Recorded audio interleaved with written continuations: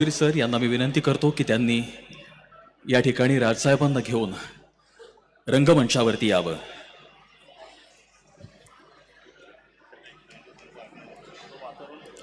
काही क्षणामध्येच राजसाहेबांचं या ठिकाणी आगमन होत आहे आणि आपण ज्या क्षणाची वाट पाहतो आहोत ते म्हणजेच मी आणि नाटक या विषयावरची माननीय दीपक करंजीकर सर हे घेत असलेली मुलाखत। आणि या मुलाखतीसाठी माननीय दीपक करंजीकर सरांचं आणि त्याचबरोबर माननीय राजसाहेब ठाकरे यांचं या ठिकाणी आगमन झालेलं आहे।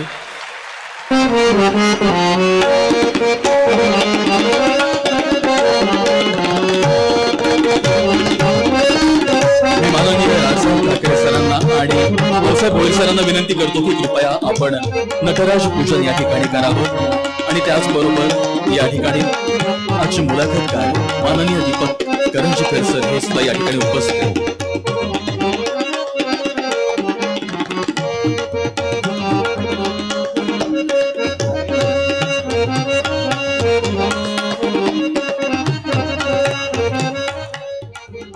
या 100व्या अखिल भारतीय मराठी नाट्य संमेलनामध्ये माननीय राजसाहेब ठाकरे यांचं माननीय भाऊसाहेब भोईर आणि त्याचबरोबर अखिल भारतीय मराठी नाट्य परिषदेचे अध्यक्ष माननीय प्रशांत दामले यांच्या वतीनं आम्ही मनपूर्वक स्वागत करीत आहोत। आणि या ठिकाणी मी माननीय भाऊसाहेब भोईर यांना विनंती करतो की आपण साहेबांचं शब्दसुमनांनी स्वागत करावं।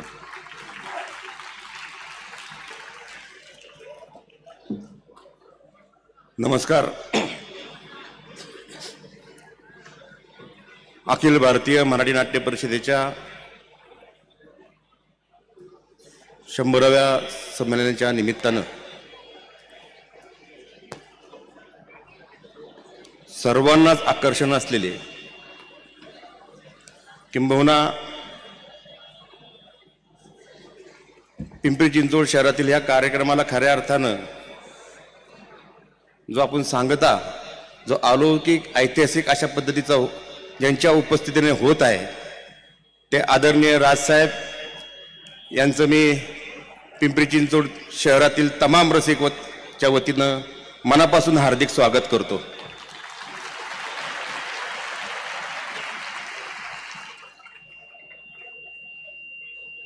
हे सर्व घडत आहे ह्याच भूमीत घडत आहे।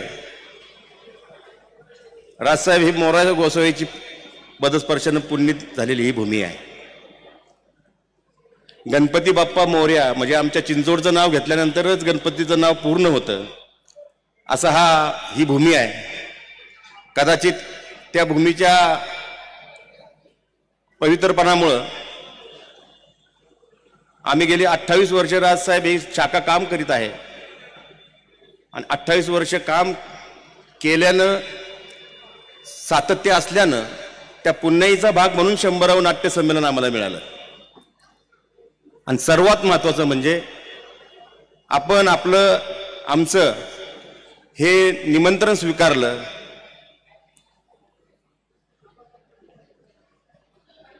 आपण यापूर्वी आला आणि आपण आल्यानंतर त्यावेळेस देखील आपल्या अविस्मरणीय अशा आठवणी स्मरणात ठेवून गेलात। मला असं वाटत होतं की 100व्या संमेलनाचा अविस्मरणीय सोहळा कोणता होईल की जो आयुष्यभर लक्षात राहील, पिढ्यानपिढ्या लक्षात राहील, तो म्हणजे आजची मुलाखत।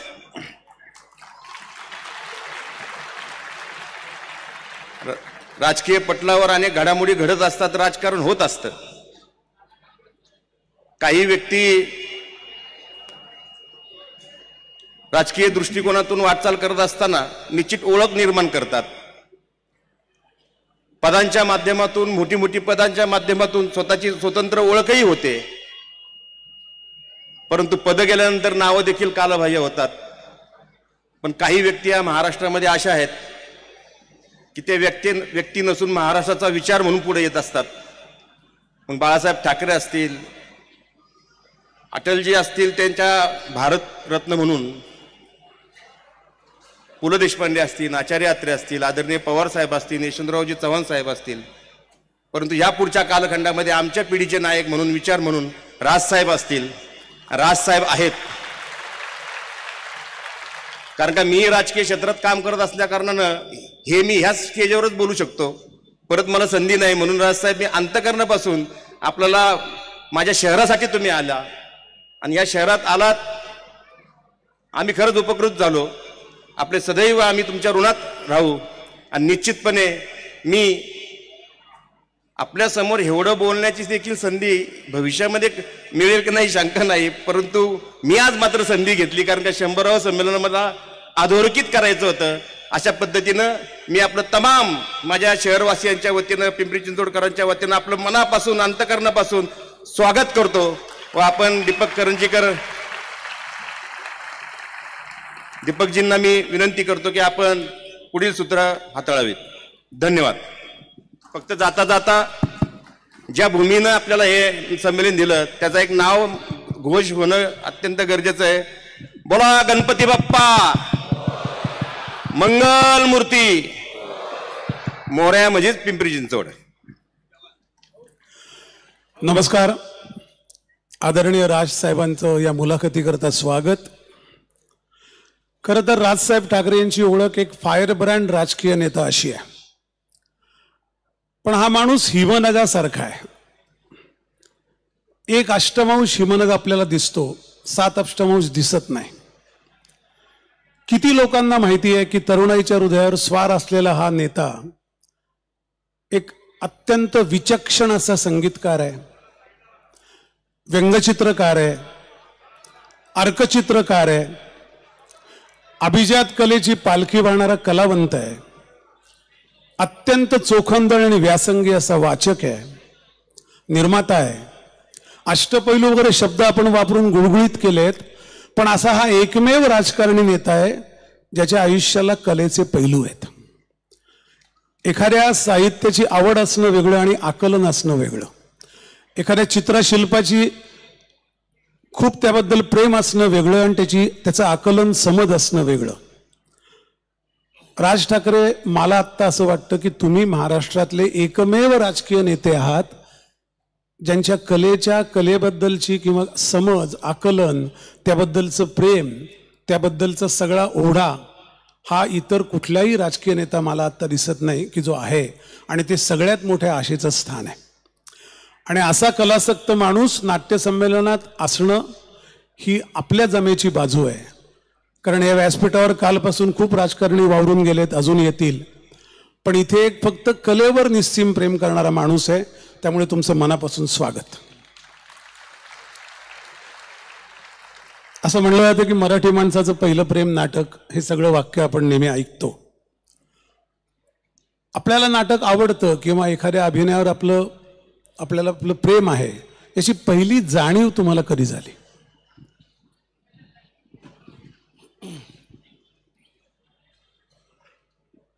सर्वप्रथम मी आपल्याला सर्वांना 100व्या या नाट्यसंमेलनानिमित्त मी आपल्याला शुभेच्छा देतो आणि मला बोलवल्याबद्दल धन्यवाद देतो.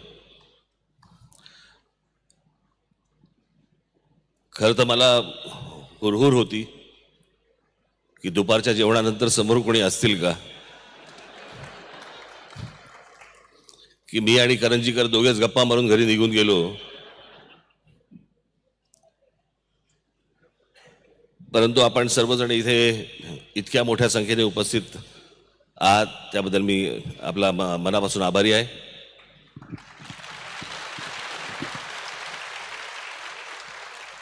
खरं तर मला विषय दिला होता की नाटक आणि मी.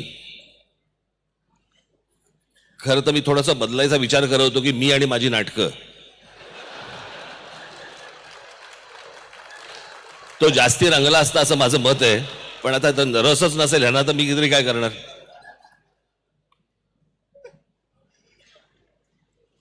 पण नाटक न पाहिलेला मराठी माणूस मला नाही वाटत महाराष्ट्रात कोणी असेल. त्याने किती पाहिली असतील, काय पाहिली असतील, मला काही कल्पना नाही. परंतु नाटक या विषयावरती माझी मुलाखत घ्यावी असंही माझ्यात काही नाही. नाटक आवडतं इथपर्यंतच. तुम्ही प्रश्न काय विचारला होता मला? नाटकावर किंवा अभिनयावर, मी तो आणखीन विस्तृत करतो नाटकापुरता. आपलं प्रेम आहे, आपल्याला ते अतिशय मनाला भावतं, याची पहिली जाणीव कधी झाली? पहिली जाणीव असं काय तर आठवत नाही, परंतु नाटक काय प्रत्यक्ष घडणारी कुठची गोष्ट ही तुम्हाला बघायला आवडतेच, कारण त्या नाटक या गोष्टीला रिटेक नाही आहे. जसं आमच्या भाषणाला रिटेक नाही आहे, सुटलं की सुटलं. म्हणजे हल्ली सकाळची चॅनल पाहिल्यानंतर रिटेक घ्यावेसे वाटतात की परत एकदा बोला, की हे जरा चुकलं, जरा परत एकदा बोला. पण आमच्या क्षेत्राला आणि नाट्य क्षेत्राला रिटेक नसल्यामुळे पूर्ण भान ठेवून त्या सगळ्या गोष्टी कराव्या लागतात. मला चित्रपट क्षेत्र या गोष्टींविषयी मला आस्था आहे. मला त्यातलं जरा समजतं देखील माझं, कारण ते फिल्म मेकिंग हे माझं पहिलं प्रेम आहे. मी मागे माझ्या मुलाखतींमध्ये मी सांगितलं होतं की जर मला आता ह्या सर्व तरुणांना आता खूप संधी आहे, त्यांच्याकडे इंटरनेट आहे, ते कम्युनिकेशन आहे, सगळ्या गोष्टी त्यांच्याकडे आता आज समोर आहेत त्यांच्या. मी जेव्हा कॉलेजमध्ये होतो त्यावेळेला मला वॉल्ट डिझनी स्टुडिओमध्ये ॲनिमेटर व्हायचं होतं. आता तो वॉल्ट डिझनी कुठे, त्यांचा स्टुडिओ कुठे, कोणाला कॉन्टॅक्ट करायचा, कोणाला पत्र लिहायचं, त्यावेळेला काही ईमेल नाही, फोन नाही, कोण माहिती काहीच नाही. अर्थात नंतर त्याचं मी माझा स्वतःचा एक ॲनिमेशन स्टुडिओ पण काढला होता, तो भाग वेगळा. पण मला चित्रपट समजतो, चित्रपट हे माध्यम मला समजतं, सर्वांगाने समजतं. पण मला त्याही पेक्षा मला कुतूहल हे नाटकाचं जास्ती आहे. याचं कारण मला आजपर्यंत नाटक ही गोष्ट समजली नाही की हे एका चौकोनामध्ये सगळा आशय आणतात कसा. मी फिल्म करायला गेलो, मी आउटडोअरला जाऊ शकतो, मी इंडोरला जाऊ शकतो, मी एडिट करू शकतो, मी अनेक गोष्टी त्याला नरेशन देऊ शकतो, खूप गोष्टी मी करू शकतो. पण नाटक ही गोष्ट अशी आहे की त्यावेळेला तिथे मी समोर बसल्यानंतर माझ्यासमोर ते जग अख्खं निर्माण करायचं ही साधी सोपी सरळ गोष्ट नाही. या आपण नुसतं म्हणतो हा या विंगेतनं आला आणि तो त्या विंगेतनं गेला, हे इतकं सोपं नाहीये ते. पण ते तुम्हाला बिलीव्ह करायला लावणं की हे खरं असं आहे, समोर तुमच्या दिसतंय तसं आहे, त्याच्यामध्ये अनेक कलाकार त्याच्यामध्ये जीव होतच असतात, ते खरं वाटायला लागतं. मला असं वाटतं ही सगळ्यात मोठी ताकद आहे. मी कोणाला कमी लेखतो आणि कोणाला जास्ती लेखतो अशा भाग नाही, परंतु चित्रपट असेल, टेलिव्हिजन सिरियल्स असतील, इतर माध्यम असतील, यातलं सर्वात कठीण जर कुठचं माध्यम असेल, मला असं वाटतं नाट्यक्षेत्र हे सगळ्यात कठीण माध्यम आहे.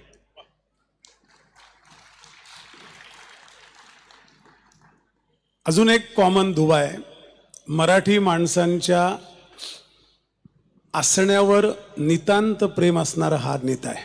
आपण मराठी आहोत याचा अभिमान, याचं सत्व जपणारा नेता आहे.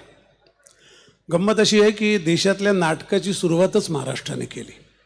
आपल्याला 1843 विष्णुदास भावे सगळं ऐकून माहिती असतं, पण खरं नाटक पहिलं व्यंकोजी भोसल्यांच्या काळात झालं तंजावरला. ते पहिलं मराठी नाटक आहे त्या दशकातलं, त्या शतकातलं.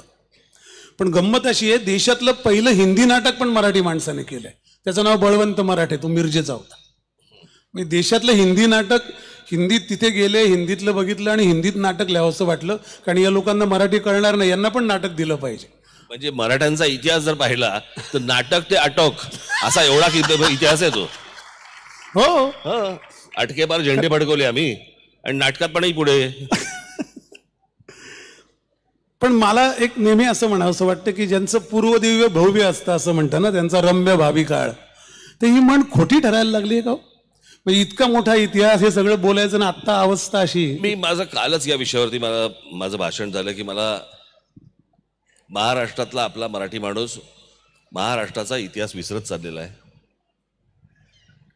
टेलिव्हिजनच्या माध्यमातून, टेलिव्हिजन सिरियलच्या माध्यमातून ते पाहत राहणं, आणि सगळ्यात धोकादायक म्हणजे तो तुमच्या मोबाईल फोन आणि त्याच्यावरची रील्स, याच्यामध्ये तो इतका अडकलेला आहे. या सगळ्या ह्याच्यात सगळेच अडकले आहेत. पण मला असं वाटतं ज्यांना इतका पूर्व इतिहास इतका मोठा आहे, मराठी माणसं, मी काल सांगितलं, मी आज तुम्ही देखील, तुम्ही राज्यकर्ते होतात, राज्यकर्ते. या संपूर्ण म्हणजे ज्याला आपण हिंद प्रांत म्हणतो, या हिंद प्रांताचे राज्यकर्ते होतो आपण. या देशाचा पंतप्रधान हा आपल्या मराठा साम्राज्यांनी बसवला. हे एवढं मोठं साम्राज्य असलेला, एवढा मोठा इतिहास असलेला आपण सगळ्या गोष्टी गमावून बसतो. आपल्या सगळ्या गोष्टी हातातनं जात आहेत. आपण सगळेजण एकमेकांमध्ये भांडत बसलोय, जातीपातीमध्ये भांडत बसलोय आपण. आणि ही जातपात आता नुसती फक्त तुमच्या राजकारणापुरतं मर्यादित राहिलेली नाही, ती नाटकात आली आहे, सिनेमात आली आहे, खाली कॉलेजमध्ये गेली आहे, शाळांमध्ये गेली आहे. आपण सगळंच विसरत चाललेलो होतो. आज ही सगळी जी माणसं इथे जे फोटो लागलेले आहेत, 100वे अधिवेशन आहे, हे सगळे 100 अध्यक्षांचे इथे फोटो लागलेले आहेत. काय वाटत असेल त्यांना? मी आज खरं तर मी थोडासा एक कण विचार करून आलो होतो. मला नाट्य क्षेत्रातल्या माझ्या सर्व कलावंतांना मला काही गोष्ट सांगायची. जरूर. आपण कृपया वाईट वाटून घेऊ नका, परंतु मी बाहेरच्या राज्यांमधली ज्या वेळेला कलावंत पाहतो, बाहेरच्या राज्याच्या कलावंतांना ज्यावेळेला मी भेटतो आणि ज्यावेळेला मी आपल्या कलावंतांना ज्यावेळेला मी भेटतो, ह्याच्यामध्ये मला काही गोष्टींमध्ये ज्या चुका दिसतात, मला असं वाटतं मी त्यांच्यासमोर आज मांडणं आवश्यक आहे. मी खरं तर आपण माझ्यावरती विश्वास ठेवा, मी यासाठी म्हणून मराठी कलावंतांचा एक बैठक बोलवणार होतो, शिबिर बोलवणार होतो. पण आज या 100व्या अधिवेशनाच्या निमित्ताने मला असं वाटलं की सर्व कलावंत इथे असतील, नसतील नंतर ऐकतील, परंतु मी जे बोलतोय कृपा करून ऐका. पहिली गोष्ट आणि शेवटची गोष्ट म्हणजे एकमेकांना तुम्ही जर मान दिला नाहीत, तुम्ही एकमेकांना लोकांसमोर आद्या पद्या शेळ्या मेंढ्या अशा काहीतरी नावाने जर हाका मारत राहिलात, पशप्या आलाय, अंड्या आलाय, हे तुम्ही ऑन स्टेज लोकांच्या समोर तुम्ही बोलतात. आज मराठी चित्रपट क्षेत्रामध्ये जर समजा बघितलं, मराठी चित्रपट खूप मोठा आहे, पण मराठी चित्रपटामध्ये स्टार नाही. मराठी चित्रपटामध्ये कलावंत आहेत, पण मराठी चित्रपटाला स्टार नाही. जे आज बाकीच्या तुम्ही बघितलं, कुठचंही रिजनल समजा तुम्ही बघितलं, तमिळ घ्या, तेलुगू घ्या, मल्याळम घ्या, तिथे स्टार्स आहेत. महाराष्ट्रामध्ये स्टार्स होते, आजही अनेक कलावंत आहेत ज्यांच्यामध्ये ती सगळे गुण आहेत. पण आपणच एकमेकांना लोकांसमोर टेलिव्हिजनच्या कार्यक्रमामध्ये सहज भेटले असताना, पब्लिकमध्ये कोणाही मध्ये आपण सगळेजण एकमेकांना काय त्या शॉर्ट फॉर्म नावाने हाका मारतात. काय अंड्या, काय पचक्या, काय मॅक, काय वाटेल ते बोलतात. तुम्ही जर तुमचा मान राखला नाही, लोक का तुम्हाला मान देतील?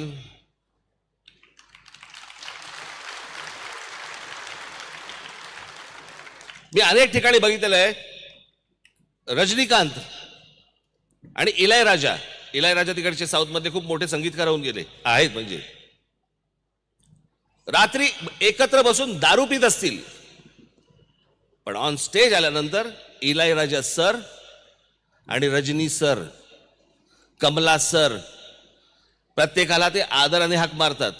त्यांचे स्वतःचे कितीही घनिष्ठ संबंध जरी असले, तिकडच्या हिरोईन्स त्यांचे एकमेकांचे किती चांगले संबंध असले, 4 भिंतीत ते बाहेर आल्यानंतर त्यांचा जो मान द्यायची जी पद्धत आहे, मला असं वाटतं मराठी आज कलावंतांनी ही गोष्ट नक्की लक्षात ठेवावी की तुम्ही जर एकमेकांना लोकांसमोर मान दिलात तर तुम्हाला लोकांकडनं मान मिळेल, अन्यथा तो मिळणार नाही. तुम्ही जर नाक्यावरती उभे राहिलेला असाल तर तुम्हाला पैसे देऊन कोणी बघायला येणार नाही. मला आजपर्यंत कधी अशोक सराफ मला हे कधी कुठच्या नाक्यावरती उभे राहिले मला कधी दिसले नाहीत, म्हणून मी पैसे काढून बघायला जाणार आहे त्यांना. जे मला सहज मला दिसतंय, जे सहज मला मिळतंय, मी ती गोष्ट पैसे काढून का बघायला जाऊ? आणि मला असं वाटतं की तुमचं मोठेपण, कलावंतांनी हे आपलं मोठेपण हे तुम्ही जपलं पाहिजे. तुम्ही इतरांना मोठं म्हटलं पाहिजे, दुसऱ्यांनी तुम्हाला मोठं म्हटलं पाहिजे, तर लोक तुम्हाला मोठं म्हणतील. पण हे तुम्ही एकमेकांना जे काही छोट्या छोट्या शब्दांमध्ये जे काही मोजताय, हाका मारताय, हे लोकांसमोर ह्या गोष्टी होता कामा नयेत. आज प्रशांत दामले इथे अध्यक्ष आहेत. मी 4 भिंतीमध्ये माझ्या घरी आल्यानंतर मी त्यांच्याशी मी आरेतुरेमध्ये बोलीन. मी 4 चौघामध्ये मी प्रशांत सरच म्हणेन. इतकी वर्ष ज्या माणसांनी आज नाट्य क्षेत्रामध्ये घालवलेली आहेत, 30 वर्ष 40 वर्ष, काही सोपी गोष्ट आहे का? मी त्या दिवशी मी अशोक सराफांच्या मी कार्यक्रमाला गेलो, मी तिकडे अशोक सर असंच म्हणत होतो. हे सर म्हणण्यासारखीच माणसं आहेत ना. मग यांना जर समजा आपण नाही समजा सर म्हटलं, काय म्हणायचं पब्लिकली? मामा आलेत का? सख्खे मामा लागतात का तुझे? इतका मोठा कलावंत आहे ना, म्हण ना अशोक सर.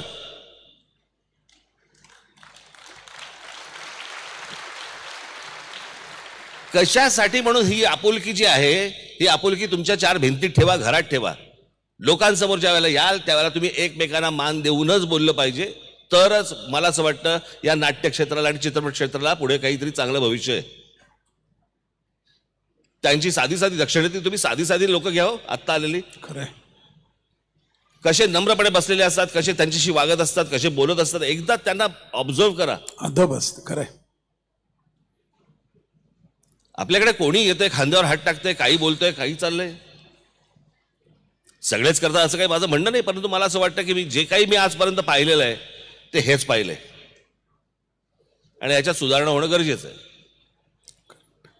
साधी गोष्ट लक्षात घ्या, अगदी साधी गोष्ट. आता मी तुम्हाला अगदी राजकीय दृष्ट्या मी समजून सांगतो. आता मी इथे व्यासपीठावरती बसलेलो आहे आणि समजा इथे शरद पवार साहेब समजा इथे आले, मी त्यांना वाकून नमस्कार करीन. माझ्या महाराष्ट्रातला एक बुजुर्ग नेता आहे. व्यासपीठावरती राजकीय दृष्ट्या काय बोलायचंय हा विषय वेगळा आहे.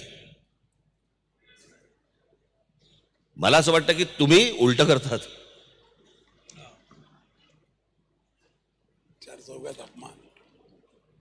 आणि ह्या सगळ्या गोष्टी माझी हात जोडून विनंती आहे तुम्हाला, मराठी सर्व कलावंतांना माझी विनंती आहे की तुम्ही एकमेकांना मान देणं गरजेचं आहे.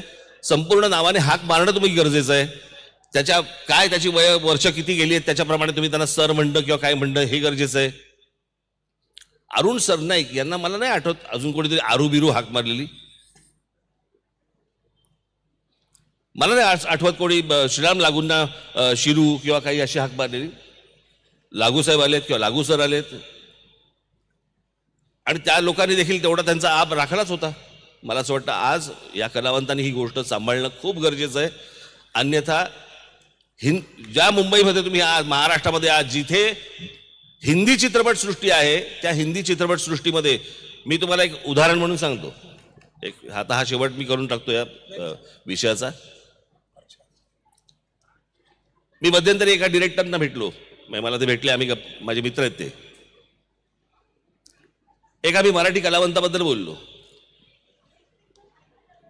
त्याने विचारलं कौन है ये? मैंने कभी सुना नहीं नाम. 4-5 चित्रपटामध्ये कामं केले ना हिंदीमध्ये. अरे मैंने नाम नहीं सुना कभी. मी त्याचं उर्फ नाव सांगितलं. अरे वो तो उसको तो मैं मिलता हूं, अच्छा लड़का है. म्हणजे तिथपर्यंत ख्याती पोहोचली तुमची असल्या नावांची. पण तीच गोष्ट ज्या वेळेला मी अशोक सराफांबद्दल बोलतो, लक्ष्मीकांत बेर्डेंबद्दल बोलतो, कुठच्याही हिंदी जेवढे माझे मित्र परिवारातले आहेत त्यांच्या, ते कधी त्यांना कुठच्या उर्फ नावाने अरे अशोक सर क्या काम करताय आदमी असंच म्हणतात. आणि मला असं वाटतं आजच्या या 100व्या नाट्य संमेलनाला सर्वांनी शपथ घ्यायला पाहिजे की आम्ही असल्या प्रकारची कुठचेही नावाने कोणालाही हाका मारणार नाही. आम्ही सगळ्यांना एकमेकांना मान देत राहू आणि मान घेत राहू. वा. त्याच अशोकजींच्या कार्यक्रमात तुम्ही एक वाक्य बोलला होतात की कलावंत नसते तर हा देश अराजकाकडे गेला असता. रोज उठून आभार मानले पाहिजे त्यांचे. खरंय. आणि मला असं वाटतं की सगळे स्तर खालावले याचं कारण तेच आहे. म्हणजे एक हे झालं उल्लेख अतिशय क्षुद्र याच्यात करणं आणि दुसरं कलावंतांची संख्या कमी होणं म्हणजे बकालतेकडे जाणं हे इन्व्हर्सली प्रपोर्शनल आहे. मला नेहमी असं तुम्हाला वाटतं की हे जे तुम्ही म्हणलात आणि तुम्ही अजून एक वाक्य म्हणलात की मी कृतज्ञ आहे या अवस्थेला या दर्जाला आणून ठेवल्याबद्दल कलावंतांचा कृतज्ञ आहे. पण हे कोणी मला दुसरं राजकारणी कधी म्हणल्याचं ऐकिवात सुद्धा नाही. म्हणजे खाजगीत म्हणले असतील कुठल्या मुलाखतीत, पण असं जनरल त्यांचं ते ठाम मत आहे असं वाटलं नाही. तर तुम्ही जे ते म्हणालात ते थोडं मला असं वाटतं विशद करून इलॅबोरेशन करून सांगावं. तुम्ही 2 उदाहरणं पण तेव्हा दिली होती. ते काय 1947 साली स्वातंत्र्य मिळालं, 52 साली पहिली निवडणूक झाली, त्याच्यानंतर अनेक सरकारं आली. गेले 70 वर्ष म्हणजे मला कित्येकदा मला निवडणुका लढवताना पण मला अनेकदा लाज वाटते. मी ज्यावेळेला महाराष्ट्रामध्ये जेव्हा जातो त्यावेळेला मला असं वाटतं अरे माझा काकाही हेच म्हणायचा, माझा आजोबाही हेच म्हणायचा, मी तेच म्हणतोय. मी तिथे सभेला गेल्यानंतर मी तिथल्या लोकांना काय सांगतोय, मी तुम्हाला पाणी देईन, मी तुम्हाला रस्ते देईन, मी तुमच्याकडचं लोडशेडिंग कमी करून मी तुम्हाला वीज देईन. 70 वर्ष आम्ही त्याच विषयांवरती निवडणुका लढवतोय. आम्ही पुढे कधी जाणार?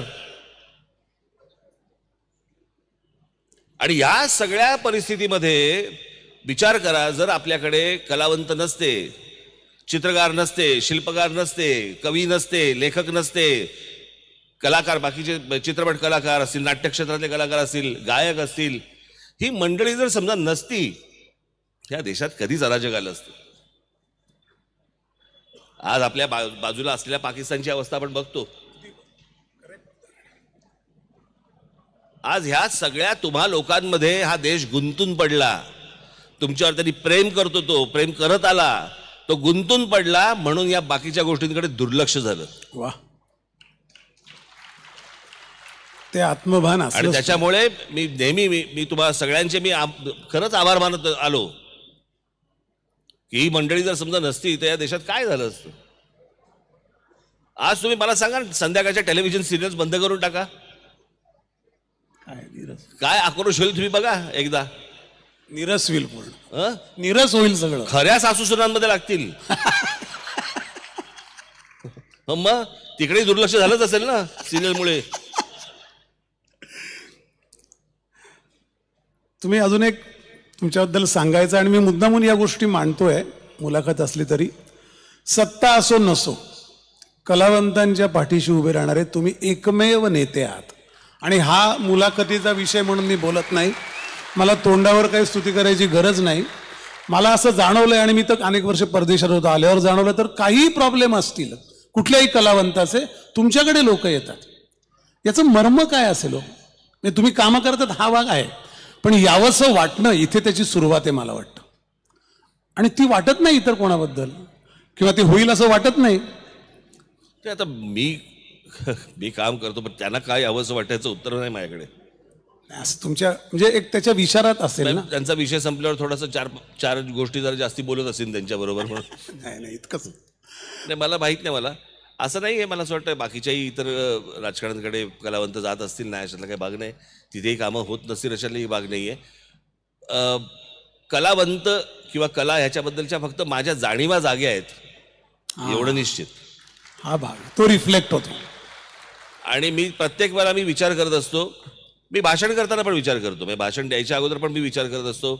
तसं मला असं वाटतं, मी नेहमी असा विचार करतो, जो कलावंत माझ्याकडे आलाय, जो माणूस माझ्याकडे आलाय, मी त्याच्या चपलेत पाय घालून बघतो. की समजा तो मुलगा आलाय, मी तुम्हाला एक उदाहरण म्हणून सांगतो. एकदा माझ्याकडे एक मुलगा आला होता, त्याची आई पण बरोबर होती. आणि तो असं बोलत असताना मला असं जाणवलं की मी बोलतोय आणि माझी आई बाजूला उभी आहे. क्या बात. तर माझी काय परिस्थिती होईल ही मला असं वाटतं, आपण जर समोरच्याच्या चपलेत पाय घातला तर ते प्रश्न लवकर सुटतात.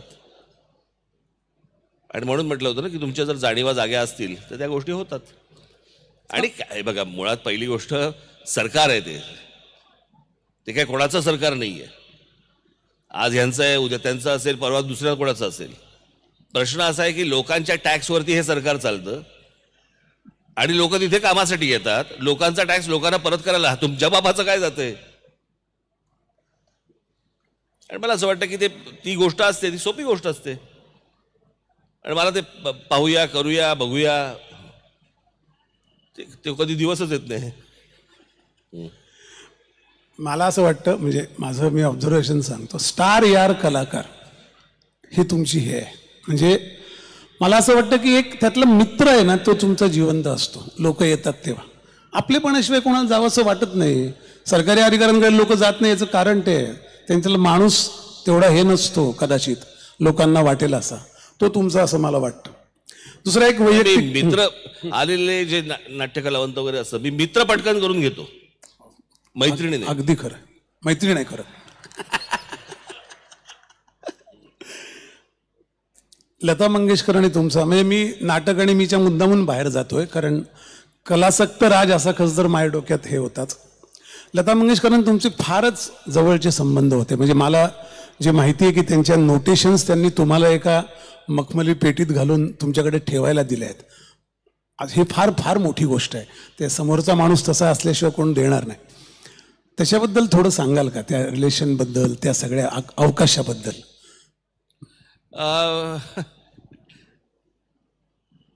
त्याला काही कारण नाही आहे, ते जमत गेलं, जुळत गेलं. आणि जेव्हापासून जेव्हा मी त्यांना भेटलो तेव्हापासून त्यांनी माझ्यावरती मुलासारखंच प्रेम केलं. आणि मला आजही आठवते, मी लता मंगेशकर बोलते असं त्या कधी म्हणायच्या नाहीत. मला एकदा त्यांचा फोन आला आणि त्याच्या आधी मी कधी त्यांच्याशी फोनवरती बोललो नव्हतो. आणि मला त्यांचा फोन आला, मला म्हणाले हॅलो. म्हटलं बोलतोय. हॅलो, राज ठाकरे आहेत का? म्हटलं बोलतोय. हां राज, नमस्कार, मी लता. म्हटलं कोण लता? मला कसं कळणार, मला जर सांगा ना, की माझ्याशी फोनवरती या अंतरावरनं लता मंगेशकर बोलतायत. मग त्या म्हणाले लता मंगेशकर. म्हटलं तुम्ही काय फोन केलात? मग मी नंतर तेव्हा त्यांना जाऊन भेटलो होतो. मग आमचे संबंध वाढत गेले, पुढे होत गेले. त्यांना मी त्यांच्यावरचं एक पुस्तक चालू आहे माझं काम, पुस्तकाचं, दीदींवरचं. मी जेव्हा दीदींचा पहिला कार्यक्रम केला होता, त्या पहिल्या कार्यक्रमाच्या वेळेला अशा दीदी इथे बसल्यात, तर तुम्ही बसले इथे, एवढं अंतर होतं. आणि ते काहीतरी बॅगेतनं काहीतरी कागद काढायच्या, अशा बघायच्या, आणि तिथे साधारणपणे 100-1 लोकांचा तो एक ऑर्केस्ट्रा असायचा, त्यांचं ते गाणं सुरू असायचं, आणि दीदी फक्त हमिंग करायच्या त्या ऑर्केस्ट्रेशनवरती. त्या सगळ्या ऑर्केस्ट्रेशनमध्ये तो त्यांचा आवाज इतका करेक्ट त्यातून बाहेर यायचा, त्या इतक्या वाद्यातनं. मी एकदा तो लांबून जाऊन ऐकला, तिथेही यायचा. तुम्हाला अतिशयोक्ती वाटेल या गोष्टींची, पण मी इतका शार्प आवाज मी कधी कोणाचा ऐकलेला नाही होता आणि ऐकू पण शकणार नाही. एके दिवशी मी दुसरा माझा कार्यक्रम झाला, त्यांचा तिसरा कार्यक्रम माझा झाला, आणि मी एकदा विचारलं, म्हटलं दीदी तुम्ही ही गाणी जी काय वाचता लिहिता ती काय आहे, म्हणजे लिहून काढलीत का तुम्ही? मला बोलले, म्हणे राज काय आहे, पूर्वीच्या काळामध्ये माझ्या जे कवी असायचे ते उर्दूत लिहायचे. काही कवी होते त्यांचं अक्षरच लागायचं नाही, आणि संगीतकार म्हणे आम्हाला जेव्हा गाणं समजून सांगायचे त्यावेळेला ह्यांचं अक्षर लागलेलं नसायचं, काहीतरी उर्दूत लिहिलेलं असायचं. त्याच्यामुळे मी ते सगळंच्या सगळं गाणं मी माझ्या हस्ताक्षरात उतरवून घ्यायची, आणि मग त्या लिहिण्यात गातानाचा मी श्वास कुठे घ्यायचा आहे, कुठे सोडायचा आहे वगैरे, या सगळ्या कुठच्या अक्षरावरती मी जोर द्यायचा आहे, हे सगळे त्याची नोटेशन्स त्याच्यामध्ये आहेत, त्या सगळ्याच्यात. अशी सगळी गाणी त्यांनी एके दिवशी मला सांगितलं. मी म्हटलं की दीदी हे तुम्हाला काय माहिती आहे ना? म्हटलं हे प्राइसलेस आहे. असेल. मी म्हटलं मला याच्यावरती पुस्तक करायचं आहे. करा ना. बॅग काढली, माझ्या हातात दिली. मी म्हटलं तुम्हाला कळतंय? म्हटलं माझ्या हातात काय देताय तुम्ही? मला माहिती आहे, जा घेऊन जा आणि कर पुस्तक. मी त्यांना पुस्तक प्रिंट झालेलं, आता प्रिंट झालेलं आहे, ते कॉपी प्रिंट झाली आहे, पण मी आता काय ते सगळं सविस्तर सांगणार नाही. पण त्याचं जे कव्हर आहे ते मी त्यांना दाखवू शकलो, आणि जेव्हा मी त्यांना कव्हर दाखवलं त्याचं पुस्तकाचं, त्यावेळेला फक्त त्यांच्या तोंडातनं वा, हे तूच करो जाणे, आणि पाठीवरती माझ्या हात मारला होता. आणि त्याच्यामुळे अनेक प्रसंग आहेत, पण ते काही खाजगी आहेत. नाटकाचं एक मध्यमवर्गीय अशा क्लासची एक कनेक्शन आहे. म्हणजे खरं तर मध्यमवर्गीय माणसाने नाटक जपलं, वाढवलं, आणि ते 180 वर्ष चालली मराठी रंगभूमी. त्या मध्यमवर्गीय माणसाची आज प्लेसमेंट काय आहे नेमकी? मध्यमवर्गीय मराठी माणूस म्हणजे ज्याला नाटकाने सिंचन केलं, ज्याने नाटकाला परत दिलं, हे जे सर्कल चालू राहिलं, ते आता मध्यमवर्गीय कुठल्या याला येऊन पोचले आता देशात? मी मध्यंतरी एक पुण्यामध्ये बैठक बोलावली होती, किंवा एक बैठक नव्हतं, माझं व्याख्यान होतं. आणि त्या व्याख्यानामध्ये मला तो थोडासा काही कारणास्तव मला काही गोष्टींमुळे फॉलोअप राहिला माझा, परंतु मी त्याची एक बैठक घेतली. त्याच्यानंतर काही जणांना मी परत भेटलो. पण काय थोडासा आपण इतिहास जर नीट पाहिला तर महाराष्ट्राचा किंवा देशाचा, तर मी 1995च्या अगोदरचा महाराष्ट्र आणि 1995 नंतरचा महाराष्ट्र उद्या जर समजा लिहायचा झाला तर तो तसाच लिहायला लागेल. कारण 1995च्या अगोदर म्हणजे साधारणपणे आपण पकडूया 91-92ला जेव्हा डंकेल गॅट ज्यावेळेला करार आपण केला, साईन केला, त्याच्या आधी राजीव गांधी आले, त्यांनी ते कम्प्युटर आणि ह्या सगळ्या गोष्टी आणल्या. पण 91-92 हे वर्ष, 91 खास करून हे 92 हे वर्ष खूप क्रुशियल होतं, ज्यावेळेला नरसिंहराव पंतप्रधान होते आणि त्यांचे फायनान्स मिनिस्टर हे मनमोहन सिंग होते. गेट उघड. आणि त्यावेळेला जगाचे दरवाजे उघडे झाले भारतासाठी. ते जगाचे दरवाजे जे उघडे झाले भारतासाठी, त्यावेळेला मध्यम वर्गाला पहिलं कळलं. ह्यातली सगळ्यात महत्त्वाची गोष्ट लक्षात घ्या, राजकारण, समाजकारण, संस्था, चळवळी, सगळ्या गोष्टी ह्या फक्त मध्यमवर्गीयांच्या हातामध्ये होत्या. मध्यम वर्ग हा मोठा दुवा होता, जो श्रीमंत आणि गरिबांच्या मधला दुवा होता, आणि त्याला त्या सगळ्या गोष्टी समजत होत्या. 91-92ला त्याला कळलं जग उघडं झालंय. एक तर त्यातले बरेचसे हे परदेशात गेले किंवा त्यांची मुलं गेली आणि ते विड्रॉ झाले. आणि ज्या वेळेला अशा प्रकारचा एक मोठा वर्ग, आणि तो सुशिक्षित वर्ग होता, तो मध्यमवर्गीय सुशिक्षित वर्ग होता. नंतर अजून खालून वरती आला एक वर्ग, तो मध्यम वर्ग झाला, पण त्यातला सुशिक्षित किती होता हा प्रश्नच आहे. आणि मग सगळ्या गोष्टींना जी काही गोष्टींची उतरती कळा जी लागायला लागली, ती सगळी 95 नंतर, ज्या वेळेला सगळा स्पीड आला, आयुष्याला स्पीड आला, वेग आला. मला असं वाटतं पकडूया 95-96ला मोबाईल आले, इंटरनेट आलं, त्याच्यानंतर बाकीच्या सगळ्याच गोष्टी तुमच्याकडे, टेलिव्हिजन चॅनल्स यायला लागली धडाधड. आज भारतामध्ये किती टेलिव्हिजन चॅनल्स असतील मला कल्पना नाही, परंतु 572. आता एवढ्या चॅनल्सवरती एवढा समाज जर समजा अडकून पडणार असेल, एवढ्या आज सर्वात जास्ती मला असं वाटतं मोबाईल फोनची संख्या देखील भारतात असेल 82 कोटी. 82 कोटी फोन आहेत आपल्याकडे, सगळेच फोनवर आहेत, आणि देश व्हेंटिलेटरवर. देशाला ऐकू येत नाही. तर या अशा सगळ्या परिस्थितीमध्ये जो मध्यम वर्ग, जो एक वर्ग गेला, त्याच्यातनं प्रचंड मोठं नुकसान झालं. माझी आजही इथे नाट्यसंमेलन असेल, तुम्ही कोणत्या पक्षाला मतदान करता ह्याच्याशी मला देणं घेणं नाही, तुम्ही कुठच्या पक्षाला फॉलो करता ह्याच्याशी मला देणं घेणं नाही. पण या महाराष्ट्रामधल्या मध्यम वर्गाने पुन्हा एकदा पुढचं पाऊल टाकलं पाहिजे, आणि राजकारणामध्ये, समाजकारणामध्ये, संस्थांमध्ये तुम्ही उडी घेतली पाहिजे, तुम्ही आलं पाहिजेत. तुम्ही कोणत्या पक्षाला मानता याच्याशी मला कर्तव्य नाहीये. आणि कसं आहे, सुशिक्षित असून नुसतं चालत नाही, सुज्ञ असावं लागतं. बहिणाबाई चौधरी अशिक्षित होत्या पण सुज्ञ होत्या. आज ती गोष्ट मला असं वाटतं, सुज्ञ लोकांची आज गरज मला असं वाटतं भारताला आहे, महाराष्ट्राला आहे, सर्वात जास्ती महाराष्ट्राला आहे. कारण महाराष्ट्र हा दिशादर्शक आहे, लीडर आहे. महाराष्ट्राने या देशाचं प्रबोधन घडवलेलं आहे. विचार या सगळ्या गोष्टींचा महाराष्ट्रातनं गेलाय. तुम्ही कम्युनिझम घ्या, हिंदुइझम घ्या, सोशलिझम घ्या, कुठचाही इझम घ्या, ज्याचा उगम महाराष्ट्र आहे. करेक्ट. सगळं कळलं का? त्याच्यामुळे तुम्ही कुठचीही गोष्ट म्हणजे दिशा देणारे छत्रपती शिवाजी महाराज देखील महाराष्ट्रातनं गेले, बाबासाहेब आंबेडकर देखील इथूनच गेले, ज्योतिराव फुले देखील इथूनच गेले, टिळक देखील इथूनच गेले. आज तो महाराष्ट्र जर समजा कुठेतरी सगळ्या ठिकाणी चाचपडत असेल, तर मला असं वाटतं ही धोक्याची सूचना आहे, धोक्याची घंटा आहे. आणि जातीपाती आणि असल्या फालतू गोष्टींमध्ये आपण बरबटून जाण्यापेक्षा उत्तर प्रदेश, बिहार आणि या भागाची काय अवस्था झाली आपण बघू शकता. आणि आज पण जे काही महाराष्ट्रामध्ये जातीचं सगळं चालू आहे आता, मराठी विरुद्ध ओबीसी, ओबीसी विरुद्ध हे, ह्याच्या विरुद्ध ते, हे नाही करत आहेत, हे कोणीतरी करवतंय, हे काहीतरी घडतंय, हे समजत नाही आपल्या लोकांना, पण हे कोणीतरी करवतंय. हा महाराष्ट्र एकसंघ राहू नये याच्यासाठी सगळे प्रयत्न करतायत, आणि आम्ही गाफील आहोत. ही महाराष्ट्राची दुर्दैवी शोकांतिका आहे. आज आपल्याला असं वाटतं आपण जातीसाठी म्हणून काहीतरी करतोय, काही नाही, हे कोणतरी चालवतंय, षडयंत्र आहे. याच्यासाठी काही चॅनल्स काम करतायत, सोशल मीडिया काम करतोय, काही नेते काम करतायत, काही पक्ष काम करतायत. हे सगळं महाराष्ट्राचं एकत्रीकरण हे विखरून टाकायचं, याच्यासाठीचे सगळे प्रयत्न सुरू आहेत.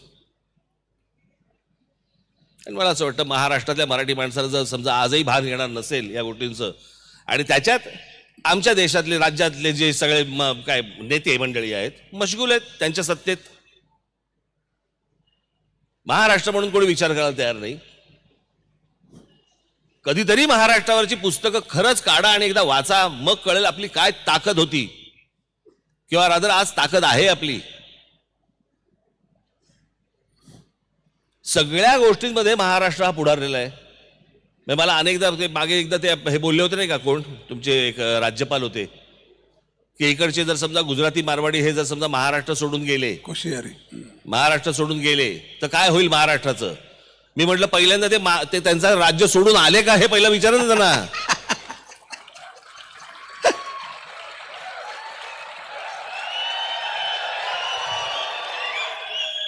त्यांना त्यांचं राज्य सोडून महाराष्ट्रात यावं असं वाटलं, कारण महाराष्ट्रामध्ये जी मशागत केलेली जमीन आहे मराठी माणसांनी, बौद्धिक दृष्ट्या सांस्कृतिक दृष्ट्या जी मशागत केलेली जमीन आहे ना, ती त्यांच्यासाठी पोषक होती, म्हणून ते महाराष्ट्रात आले.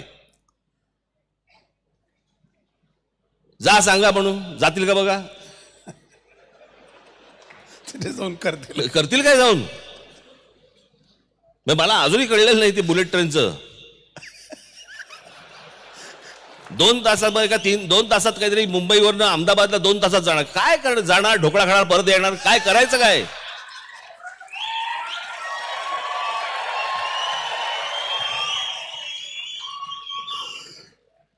मुंबईत चांगला मिळतो, त्याच्यासाठी 1 लाख कोटी कशाला घालवायचे. पण मला असं वाटतं चारी बाजूला महाराष्ट्रातल्या मराठी माणसाचं लक्ष असलं पाहिजे, तो दक्ष असला पाहिजे. आपल्या हाताखालची जमीन, मी कालच सांगितलेलं आहे, मला माहिती नाही की आपल्यापैकी किती जणांनी पाहिलंय. मी हे बोलत राहणार, सतत बोलत राहणार, मराठी माणसाला सतत हे मी सांगत राहणार. तुम्हाला असं वाटलं असेल की मी काल सांगितलं मी परत आज सांगेन.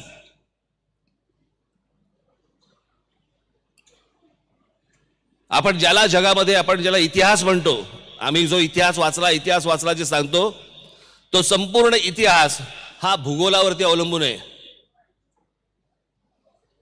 भूगोल म्हणजे जमीन.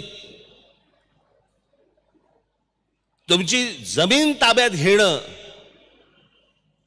मोगलांनी हे केलं, तुमचं चंगीज खानने हे केलं, दुसरं महायुद्ध, पहिलं महायुद्ध, सगळी जी युद्ध बघितलीत. आपल्याकडे ज्यावेळेला छत्रपती शिवाजी महाराजांनी 28 किल्ले दिले, 28 किल्ले का दिले, जमीन. सो भूगोल हा काबीज करण्यासाठी ज्या लढाया झाला त्याला आपण इतिहास म्हणतो. क्या बात. आज महाराष्ट्राचा भूगोल अडचणीत आहे. महाराष्ट्राची जमीन पूर्वी युद्ध करून तरी घेतली जायची, आता ती तुम्हाला कळत पण नाही, इतक्या चालाखीने विकत घेतली जाते. मी तुम्हाला खरंच सांगतो, या ह्याच्यात उद्या तुम्हाला कोणीतरी विचारतात माणसं की तुम्ही कुठे राहणार आहे, तुम्ही सांगता हिंदुस्थानात राहतो. हिंदुस्थानात कुठे? महाराष्ट्रात राहतो. महाराष्ट्रात कुठे? नाही मी पिंपरीला राहतो, चिंचवडला राहतो. पिंपरी चिंचवडला कुठे राहतो? हे हा माझं घर. घर म्हणजे काय? तो जमिनीचा तुकडा. तो जमिनीचा तुकडा म्हणजे तुमचं अस्तित्व. ते जर अस्तित्व जर समजा तुमच्या हातातनं गेलं, तुमच्या पायाखालून जर गेलं, कोण तुम्ही? तुमची भाषा जर समजा तुमच्या राज्यामधनं निघून गेली आणि दुसऱ्या भाषा यायला लागल्या, कोण तुम्ही?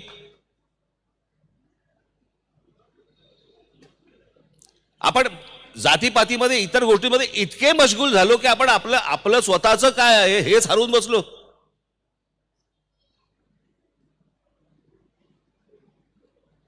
म्हणजे 8व्या शतकातली ही आमची मराठी जन्माला आलेली 6व्या का 7व्या शतकामध्ये जन्माला आलेली मराठी आज आम्ही घालून बसतोय. आज आम्ही आमची जमीन घालून बसतोय. आता मी कालच बोललो, मी तो शिवडी नावाशिवाय रस्ता होतोय, रायगड जिल्हा पहिला बर्बाद होणार, कारण आमचं लक्षच नाहीये. बाहेरचे लोक येत आहेत, जमिनी विकत घेत आहेत, खरेदी करतायत. आमचाच माणूस तिकडचा एक तर तिकडे नोकर म्हणून राहील किंवा रायगड जिल्हा सोडायला लागेल. तीच परिस्थिती पुण्याची झालेली आहे. पुण्यामध्ये तर मी गेले अनेक वर्ष येऊन सांगत होतो की मुंबई बर्बाद व्हायला वेळ लागला, पुणा बर्बाद व्हायला वेळ पण लागणार नाही. आज पुणे म्हटल्यानंतर काही हाताला लागतं का हो? पुणे हिंजेवाडी इकडे, तिकडे मगरपट्टा तिकडे, अजून कुठे तिकडे, कुठपर्यंत पुणे पसरले कळतच नाही. कोणी पसरवलं? इथल्या लोकांनी लोकसंख्या वाढवली. आणि मला मी मुळात परत ज्या गोष्टींवरती येतो हे काय राजकीय व्यासपीठ नाहीये, परंतु मला असं वाटतं मी येत असताना आपली जी बलस्थानं आहेत ह्या बलस्थानांमध्ये नाट्यक्षेत्र येतं. अगदी करेक्ट. आणि ते नाट्यक्षेत्र जर समजा आपण वृद्धिंगत करू शकलो नाही, मोठं करू शकलो नाही, कशाला फोटो लावायचे हो यांचे, कशासाठी खर्च करायचे? दरवर्षी काय केलंच पाहिजे असं काही जबरदस्ती नाहीये. खरंय. हे जर वाढवणार नसू, आपण मोठं करणार नसू, आमच्याकडे थिएटर्स मिळत नाहीत, नाट्य क्षेत्रामध्ये भांडणं करतात, कसली भांडणं आहेत? म्हणजे खरं आहे 100 कोटीच्या वर हा व्यवहार नाही नाट्यक्षेत्राचा आपला, 80 कोटीच, पण त्याच्यातले जर वाद आणि ते सगळे पण काढले. ह्याच नाट्यक्षेत्रातले लोक जेव्हा परदेशातनं परत येतात तेव्हा म्हणतात काय त्या इंग्लंडमध्ये थिएटर्स आहेत आणि त्या इंग्लंडमधली नाटकं आहेत. अरे मग इथे करा ना. खरंय. त्याच्यासाठी काय पाहिजेत गोष्टी ना, त्याची प्रपोजल बनवा.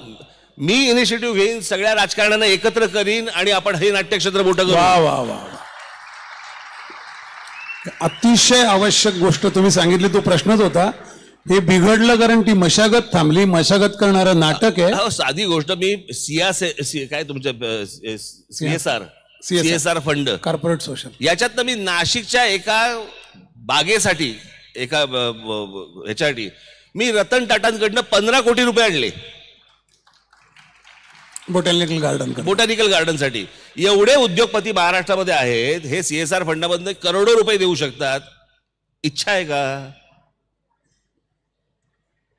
मी आता हे संमेलन झाल्यानंतर मी नाट्यक्षेत्रातील लोकांशी बोलून मी एकदम, परंतु या सगळ्या गोष्टीचा एक कुठेतरी हब केला पाहिजे की सगळी नाट्य थिएटर्स एका बाजूला असतील, तिकडेच हॉटेल्स असतील, लोक तिकडे येतील. आज बघा तुम्ही न्यूयॉर्कला समजा गेलात, न्यूयॉर्कला थिएटर्स आहेत.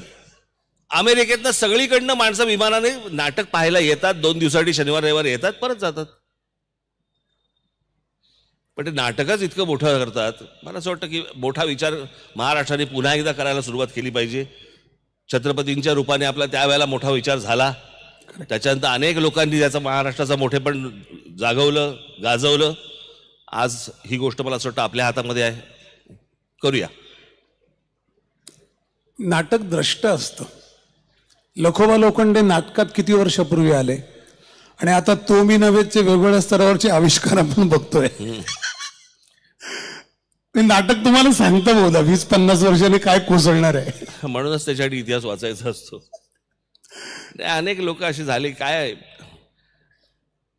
तुम्ही जोपर्यंत शिक्षा देत नाहीत ना, तोपर्यंत कोणत्याही सुधारणा होणार नाहीत. चुकीला चूक आणि बरोबरला बरोबर. काम झालं तर पाठीवरती शाबासकी, नाही झालं तर घरी बसवायचं. हे ज्या दिवशी तुमच्याकडनं होईल, आमच्या सगळे जण राजकारणातले सुतासारखे सरळ येतील. अजून एक गमतीशीर योग आहे. मला असं वाटतं ते बाकीचे लोक यायच्या आधी मला घालवा इथून. 5:45 10 मिनिटं. एक योग रिस्पॉन्स काय, एक योगायोग असा आहे. मॉनिटर येणार असतील आता. जेव्हा घाशीराम कोतवाल आलं होतं तेव्हा तुम्ही वयाने लहान होतात खूप. त्याच्यावर अनेक वादळं उठली, रिॲक्शन सुटल्या. घाशीराम बसवणाऱ्या आज संमेलनाचे अध्यक्ष आहेत, आज इथे आहेत, डॉक्टर जब्बार पटेल. पुन्हा तशी परिस्थिती उद्भवण्याची शक्यता आहे का? घाशीराम सारखा विषय येणं, त्या सगळ्याचे. मला असं वाटतं विषय तुम्ही कोणतेही आणले पाहिजे. मी तुम्हाला माझ्या बाबतीत मी गोष्ट सांगू शकतो, इतरांचं मला माहीत नाही मला. पण माझ्यावरती देखील अनेक चित्रपट आले जे माझ्या खरं तर बघायला गेलं तर मला थोडंसं निगेटिव्ह कॅरेक्टर या अंगानेच मला दाखवलं गेलं होतं, बरोबर. पण मी कधीही ते चित्रपट बंद पाडण्याचं कधीही काम केलं नाही, करणारही नाही. समोरच्याला जर समजा मी विलन वाटत असेल तर विलन, लक्षात तर तोच राहतो. शेवटी और प्राणच येतं ना, अजून काय येतं. पण मला म्हणायचं एवढंच या सगळ्या ह्याच्यामध्ये की वेगवेगळे विषय मला असं वाटतं नाट्य क्षेत्रामध्ये, चित्रपट क्षेत्रामध्ये हाताळले गेले पाहिजेत. मोठे विषय हाताळले गेले पाहिजेत. जर मोठे विषय हाताळाल, काय आहे ते कोंबडा आधी का अंड आधी, याला काही उत्तर नाहीये. पण मला असं वाटतं की जर समजा चित्रपट क्षेत्राचं बघितलं तर आमचं बजेट आहे 2 कोटी, मग 2 कोटीच्या लायकीचीच कथा येते आणि मग ती थिएटरला चालत नाही आणि मग चित्रपट पडतो, मग आमचं बजेट वाढत नाही. असं करून नाही चालणार. मला असं वाटतं मोठी उडी घेणं गरजेचं आहे सर्वांनीच, नाट्यक्षेत्रामध्ये देखील आणि चित्रपट क्षेत्रामध्ये देखील. सेन्सॉरशिप असली पाहिजे का नाटकाला? म्हणजे देशातलं एकमेव राज्य आहे सांगतो माहिती म्हणून जिथे सेन्सॉरशिप आहे. देशात कुठल्याही राज्यात सेन्सॉरशिप नाही, कुठल्याही नाही. मी संगीत नाटक अकादमीवर काम केलं, पाहिलं कुठल्याही राज्यातल्या कुठल्याही सेन्सॉरशिप कशासाठी? नाटकाच्या स्क्रिप्ट करता एक सेन्सॉरशिप असते. आपल्याकडे एक पद्धत आहे, सेन्सॉर बोर्ड आहे. ते एक स्क्रिप्ट पास करतात आणि मग नाटकं त्याची, तर नाटकाचा प्रयोग निर्माता करू शकतो. नाही, पण आत्ताच्या नाटकांसाठी आपल्याला सेन्सॉरशिपची गरजच नाही. पण ते आहे, ते त्याच्याबद्दल सध्या खूप आहे. तर मला तुमचं खरंच म्हणजे सेन्सॉरशिप का असावी मला कळत नाही. ते एका विषयाचा भाग होता काळाचा. मला असं वाटतं, बघा, मी तुम्हाला एवढंच सांगू शकेन, ज्या पद्धतीचा OTT प्लॅटफॉर्म आज लोक बघतायत, त्याच्यानंतर हे नाटक बिटक काही नाहीच आहे. आणि स्क्रिप्टवर बंदी आणि विषयावर पुस्तकावर बंदी नाही. पहिल्यांदा तुम्ही मोबाईलवर बंदी घाला हो. त्याच्यावर जे काय चालू असतं ना, त्याला सेन्सॉर बिन्सॉर काहीच नाही, आईबापच नाही त्याला. झालंच तर त्याच्यामुळे पॉप्युलेशन कमी होईल, बाकी काही नाही. एक थोडं तुमचं मला असं मत पाहिजे, कारण you are a very good observer about what is happening around. ही दुरावस्था म्हणजे आपण आत्ता बोललो की आपण प्रयत्न करत नाहीत, आपण ते घेत नाही, पण या सगळ्याचं अर्थकारण इतकं कसं काय बिघडलंय नाटकाचं, जे खरं तर स्रोत आहे आपल्या याचा. नाही, माझ्याकडे याचं उत्तर नाही, कारण त्यातले तज्ञच तुम्हाला उत्तर देऊ शकतील. मी तुम्हाला सांगतो, मी त्याच्यात मला व्यवस्थित तशी गती नाही, मला त्यातली गती नाही. अरे आपण नाही, जिथे गती नाही तिथे जाऊ नये.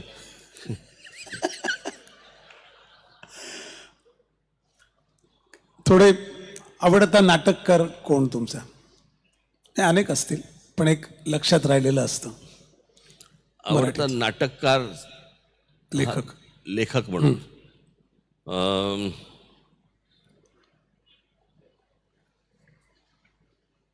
वसंत कानेटकर आहेत,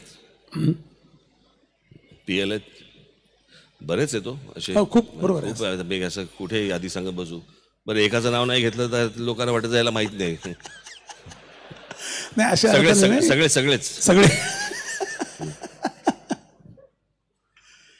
मला एक म्हणजे I tend to ask this question. या सगळ्या गोष्टींकडे नाटकाच्या आपण 180 वगैरे सगळं बोलतो, याच्याकडे तुम्ही बघतात. प्लेसमेंट जी आत्ता याच्या पुढे काय होईल? तुम्हाला कुठल्या वळणावर उभे आहे नाट्यसृष्टी? कुठे जाईल? हा, म्हणजे कुठे गेली पाहिजे आपण बोललो, पण आत्ता आपल्याकडे भांड्यात काय ते पाहिलं पाहिजे ना. आपण उगीच म्हणू की इकडे घेऊन जाऊ, तसं होणार नाही. ते कितपत पात्र आहे, जे काय पात्र आहे. मी तुम्हाला ते एवढंच सांगू शकेन, नाटक मोठं झालं पाहिजे. मोठं करणारे माझ्या समोर सगळे बसलेले आहेत, त्याच्यामुळे ते त्यातले तज्ज्ञ आहेत. आज जग फिरलेली माणसं आहेत ही सगळी.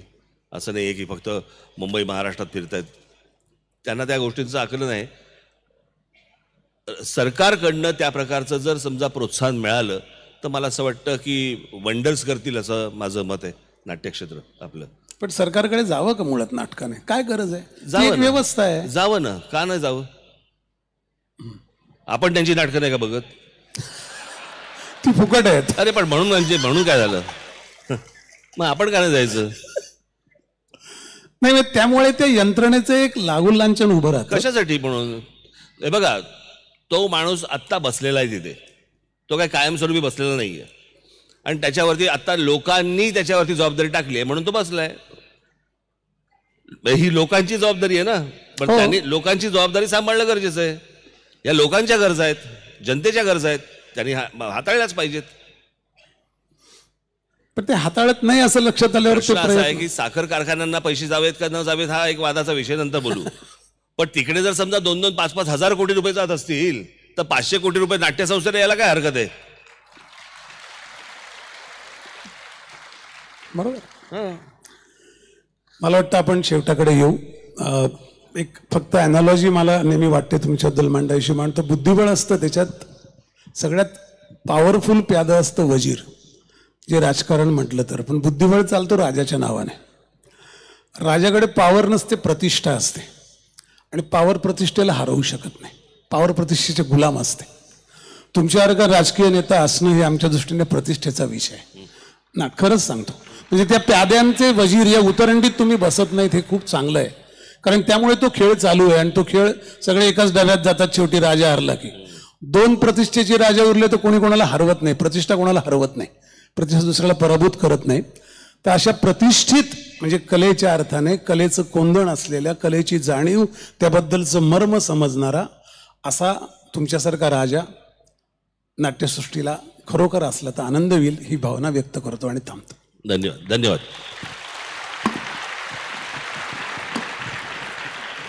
या प्रसंगी मी माननीय भाऊसाहेब भोईर यांना विनंती करतो की आपण माननीय राजसाहेब ठाकरे यांचा या ठिकाणी सत्कार करावा. माणसाला आतून बाहेरून बदलून टाकणारी कला म्हणजे नाटक, समाजमन ढवळून समाजामध्ये विचार पेलण्याचं माध्यम, आणि आजच्या मुलाखतीच्या माध्यमातून हेच झालंय. मी भाऊसाहेबांना विनंती करतो की कृपया आपण या ठिकाणी राजसाहेबांचा सत्कार करावा. या शतक महोत्सवी नाट्य संमेलनाच्या निर्णायक टप्प्यावरती अगदी कलाकार म्हणूनही आणि समाजाचा घटक, एक महाराष्ट्रवासी म्हणून खरंच प्रत्येकाचा प्रवास हा सुज्ञपणाकडे व्हायला हवा. अर्थात हा महाराष्ट्र नवनिर्माणाचा विचार आपण कायमच दिला आहे. माननीय भाऊसाहेब भोईर यांना मी विनंती करतोय की त्यांनी राजसाहेबांचा या ठिकाणी सत्कार करावा. आणि त्याचबरोबर अभिनेते, लेखक, अर्थतज्ञ आणि मुलाखतकार अशा अनेक भूमिका लीलाया पार पाडणारे माननीय दीपक करंजीकर सर यांचा देखील आपण या ठिकाणी सन्मान करावा.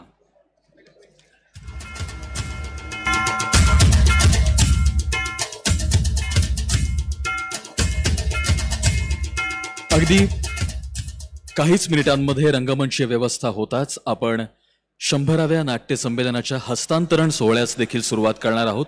तेव्हा सर्व मान्यवरांना आणि रसिक प्रेक्षकांना विनंती आहे की केवळ 10च मिनिटांमध्ये आपण पुढील हस्तांतरण कार्यक्रमाला देखील सुरुवात करणार आहोत.